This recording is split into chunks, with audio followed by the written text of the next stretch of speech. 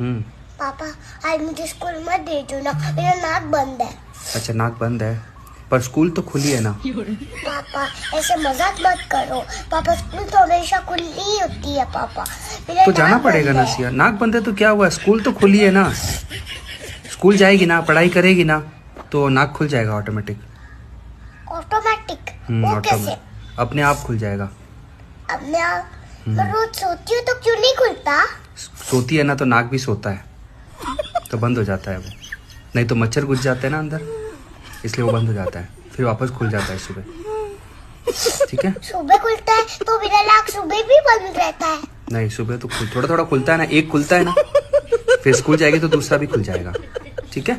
अरे पापा देखो ना, देखो वो सुबह सुबह आलस करते हैं। हाँ आलस करता है।